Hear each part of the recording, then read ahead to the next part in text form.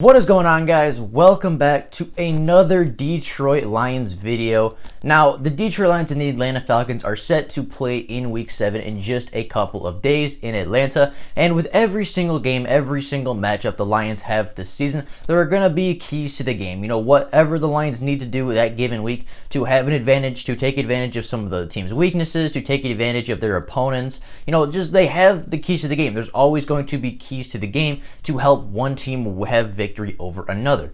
And in this video, I'm going to be going over the major keys to Week 7 for the Detroit Lions, talk about what they need to do if they want to be successful in Atlanta, and if they want to walk out a 500 team, what do they need to do to, control the game, to have a really good game on the ground, through the air, and all around, just walk out of Atlanta with a 500 record and, with a lot of confidence moving forward. Now, before we do get into the video, if you are new to the channel and are enjoying this Detroit Lions content, consider liking the videos and subscribing to the channel. It only takes 2 seconds out of your day and helps me push this content out to Lions fans and NFL fans such as yourselves. So if you're enjoying the content, share it so that other people can find it and enjoy it too. It helps me grow the channel more than you could know. So if you could do that, take those 2 seconds. It would mean a lot to me and I would be greatly appreciated for it. But with all that being said, let's get into talking about the Detroit Lions' keys to Week 7 as they travel to Atlanta to take on the Atlanta Falcons.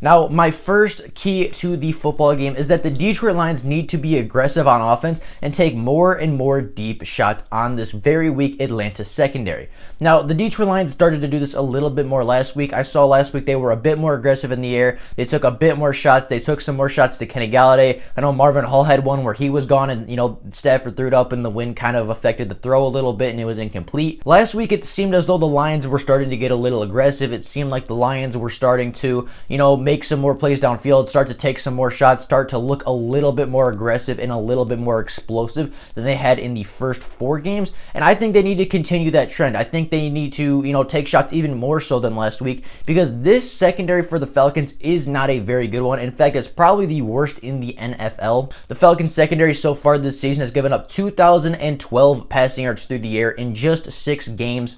They gave up 18 passing touchdowns and they only have 5 interceptions, 3 of which came off Kirk Cousins, and at least 2 of those Kirk Cousins interceptions were from linebackers. So this secondary, these corners and these safeties don't make a lot of plays on the ball. They give up a lot of deep shots, a lot of big plays down the field, and that is something the Lions need to take advantage of. They need to add that element of explosiveness. They need to add that explosion to the offense, that threat that, we could take a big shot anytime we want, and at any given play, when we take that shot, it can work anytime. I feel like throughout the first couple of weeks of the NFL season, the Lions were a little hesitant. They were a little bit more reserved, a little bit more cautious, and that hurt the offense, that hurt Stafford, that just kind of hurt everybody all around. And last week they started to take shots. We saw them throw a couple jump balls to Kenny Golladay. We saw them throw a deep ball to Marvin Hall that, as I said, was incomplete, but still, they were looking for that aggressive deep shot. We've seen a lot of, or last week I felt like we saw a lot more aggression. We saw a lot more pushing the ball down the field, being aggressive through the air, and that is something the Lions need to take into Atlanta against the weakest secondary in the NFL right now. Now, I know they're coming off a really good performance versus Kirk Cousins, but in that matchup, they still give up over 300 yards and 3 touchdowns through the air. So, it's not like this Atlanta Falcons secondary is the Legion of Boom or anything. I mean, this is a secondary that the Lions can absolutely take advantage of. This receiving core for the Lions and Matthew Stafford are good enough to take advantage. They're good enough to put up big numbers and big yards and big points. And, with the explosiveness and the ability that this Atlanta Falcons offense has, I think it's going to be very key for the Lions to put up a lot of points. And in order to do that, you have to be aggressive, you have to take your shots, and you have to capitalize on the big play when it is available. My second key to this football game is I think the Detroit Lions absolutely need to control the clock and they need to control the tempo of play. Now, the Atlanta Falcons offense, as I said, is very, very explosive. They rely heavily on big plays and they thrive off those big plays. It seems like every week week they take deep shots and they connect on that deep shot. It seems like every week Matt Ryan has at least like a 50, 60-yard pass through the air, and that really gets the Atlanta Falcons offense going.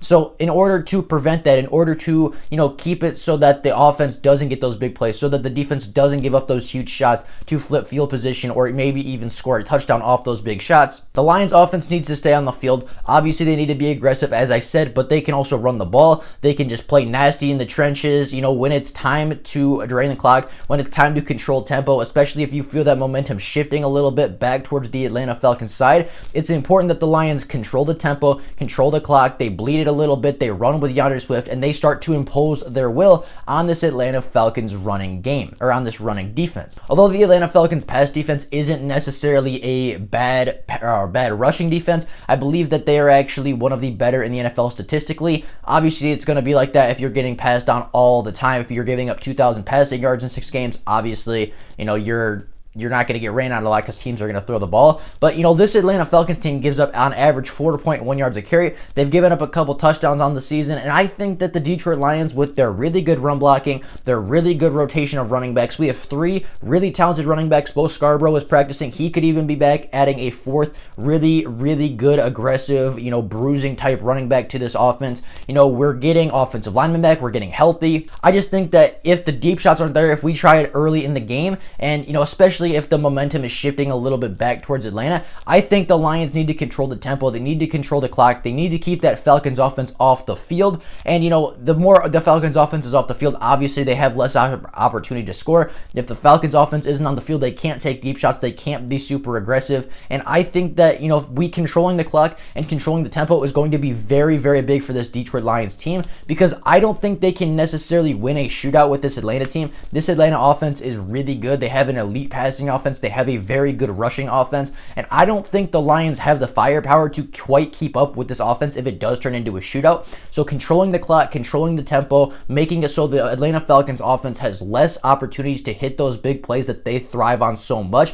I think that will be a huge part in letting the Lions win the game. Dominating time of possession, dominating, the tempo of the game and how the game is flowing is going to be big for the Lions in this game. And I think if they can control the time of the clock, I think if they control time of possession and they control the tempo, they will have a really, really good shot of winning this football game. Now, speaking of tempo and, speaking of the tempo of the game, I think the defense needs to keep the passion and keep the aggression from week 6. I mean, you could see it on their face. You could see it in their body language. They went out in week 6 versus Jacksonville and were looking to knock heads off. They were looking to, put guys on the ground, to bruise them, to hit them, to make them feel it in the morning. Like, they need to keep that. And you saw on the big hit against and you saw Tracy Walker's big hit against James Robinson. The whole team got hyped. The whole team was jumping around and celebrating and just having a good time. And, that tone-setting hit early really started to dictate the defensive game plan, right? I mean, you get a huge hit early. You get a huge hit on the running back, and that sets a tempo. As soon as you got that big hit on the sideline, or as soon as Tracy Walker got that huge hit on the sideline, that was the tempo for the game. The defensive line, or the defense for the Lions, was flying around. They were hitting hard. They were aggressive. Yeah, they might have made a couple stupid decisions, like Jaron Kearse hitting him out of bounds, or, Jaron Kearse hitting the Laviska Shenault a little bit late. But, that sets a tempo. Hitting them early, hitting them often, even if it's a little late at some points, hitting them over and over and over again is going to be huge. It makes the team uncomfortable. It makes the receivers uncomfortable. It makes the running backs uncomfortable. And if we can hit them early, if we can hit them hard like we were in Jacksonville, that is going to set a tone very, very early like we did in Jacksonville. And if the defense is able to set the tone first, then they dictate the game. If we hit the wide receivers over the middle, and I'm not saying, obviously, I'm not saying commit stupid penalties. I'm not saying, go out and injure players or anything, but go out and play clean football and set the tone early. Hit Julio Jones, hit Matt Ryan early, put him on the ground. Hit the running backs early, hit them a little late even. If they drop the ball, still, give them a little nudge, run into them, push them over a little bit. Obviously not 5-10 seconds after the play, but if the wide receiver drops the ball, maybe just, nudge him a little bit from behind, get in his head.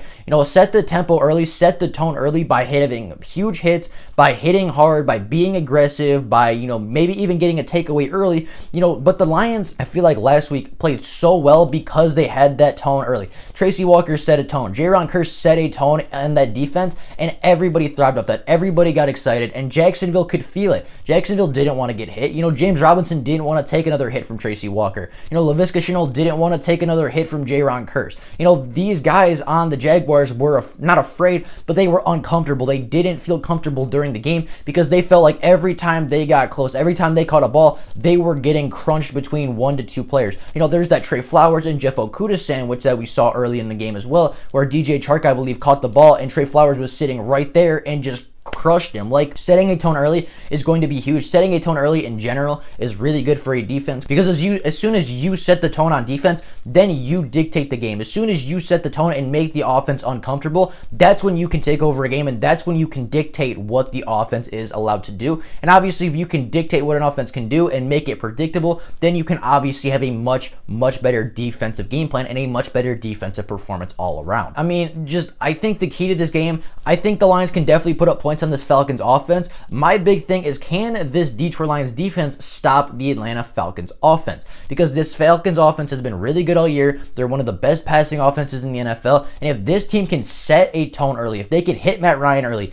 maybe get an early turnover, maybe force a fumble really early, even if they don't recover it, get a huge hit on the sideline like we saw with James Robinson, hit a guy out of bounds maybe a second late. Yeah, you might get a flag, but that sets a tone and that lets your teammates know that you're ready to play, you're ready to hit, you're ready to fly around and have a fantastic defensive performance. If we can make Matt Ryan uncomfortable, if we can make those wide receivers uncomfortable and not want to catch the ball over the middle, if we can just outwork this team and out-aggression and outplay them, we will win the football game. If we outwork them, if we outplay them, we will win. And a big part of that is setting a tone with aggression, setting a tone with, we are going to hit you, you are not going to get past us, and if you catch the ball, you are going to regret it because you will feel this in the morning. You will feel this shot. You will feel this hit in the next morning, on Monday morning. You will feel it, and the Detroit Lions need to make it so that these wide receivers don't want to catch the ball because they are scared they're going to get hit. They need to make it so that Matt Ryan's uncomfortable and gets rid of the ball a little bit early so that it comes out, a little off like we saw with the pick on Gardner Minshew. This defense needs to fly around. This defense needs to play aggressive, needs to play with passion and heart like we saw in Jacksonville. And if they can do that, if they can be aggressive, if they can get pressure, if they blitz and are aggressive and hit hard, then they can set the tone, they can set the tempo, and when you do that, you can control the game from the defensive side of the ball. Obviously, we're not going to stop the Atlanta Falcons offense. We're not going to shut them out, but if we can just slow them down and take 1 or 2 possessions away from that Atlanta Falcons team, where maybe we get a turnover instead of a touchdown, maybe we hold them to a field goal instead of a touchdown, those 4-point swings, those 7-point swings can absolutely flip a game on its head. And if the defense can even steal 1 or 2 possessions away from this Atlanta offense, it will give the Lions a much better chance to walk out of Georgia with a victory. Now, the last key to the game, and this is going to be a key to every game from now on for the Detroit Lions, is they need to keep their foot on the gas, and they just need to go forward all the time.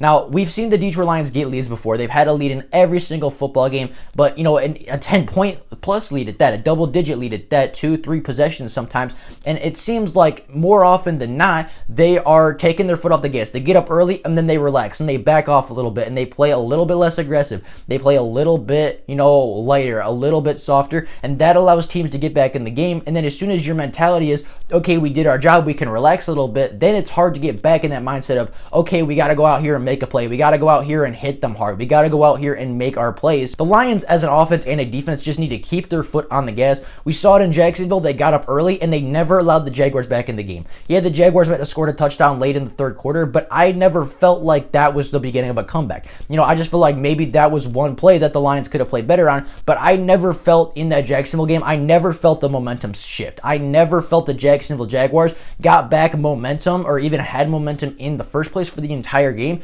and that is how the Lions need to play this game. I've seen them do it now. I've seen them hold on to a double-digit lead. I've seen them keep their foot on the gas. They ran with DeAndre Swift. They ran with Adrian Peterson. Heck, they ran the ball 39 times in that game, kept their foot on the gas, kept putting up points, kept driving down the field, and even if they didn't necessarily get a touchdown, they put points on the board, they drained the clock, and they, had the momentum the entire time, and that is going to be huge. Both of these teams in the Atlanta Falcons and the Detroit Lions tend to start games off very, very hot and cool off at the end, and the Lions cannot afford to do that. The Lions need to put their foot on the gas. They need to accelerate. They need to get out early like they are very accustomed to doing, and they cannot allow the Falcons back in this game. All it's going to take is one play. We might be up by 14 points, and then, 10 seconds later, 10 seconds off the clock, the Falcons are all of a sudden right back in the game with a huge shot to Julio Jones where he takes it to the house. Like, this Atlanta Falcons offense is so explosive. The Lions need to just control this game. They need to control the tempo. They need to keep their foot on the gas. They need to put up points on almost every possession. And if they can do that, if they can keep their foot on the gas, because I'm sure they'll get up. They get up in every single game, it seems like. So if the Detroit Lions get up early, if they do get up early and they hold a 10, 17 point lead, even like we've seen them do in the past, we just need to keep our foot on the gas. We can't allow the Falcons back in the game. We cannot beat ourselves. If we are up by 17, keep blitzing, keep sending pressure, keep your foot on the gas, keep that team uncomfortable. And I don't care if you're up by 10, I don't care if you're up by 7, I don't care if you're up by 50 points. Never ever take your foot off the gas, because that's how you blow leads, that's how you get fired as a head coach, and that is how you become a bad NFL team. Now, with all that being said, that is all I have for you guys today. Those are my keys to the game. I think a big part of this game is the Lions just need to play aggressive. They need to take their shots. They need to, throw their punches. They need to take their shots on offense and defense. Obviously, they just need to be aggressive. They need to blitz. They need to do exactly what they did last week. Obviously, clean up the penalties a little bit. Obviously, clean up some of the stuff that wasn't so good. But everything that worked last week is something the Lions should look to replicate. They should look to replicate that aggression. Look to replicate the deep shots and controlling the tempo and the clock. They need to outwork this team. They need to outwant this team. They need to want the game more than the Falcons. And if they can do all of these things, if they can control the clock, if they can take their shots, if they can make the Falcons offense uncomfortable, then the Lions have a really, really good shot of walking out of Georgia as a 500 football team with a lot of momentum moving into the remainder of the NFL season. With all that being said, that is all I have for you guys today. Hope you guys enjoyed the video. Have an absolutely fantastic rest of your day. If you are new to the channel, as I said, please consider subscribing. It only takes 2 seconds out of your day, and it helps the channel out immensely. If you could do that, I would be greatly appreciative for it. But with all that being said, that is all I have for you guys right now. If there is Lions news before tomorrow, then I will obviously make a video letting every single person know. But if there is no Lions news, then I will see you all tomorrow on Saturday with another Detroit Lions video. With all that being said, that is all I got for you guys right now. Thank you all so much for watching, and I'll see you all tomorrow with more Lions content. Bye, guys.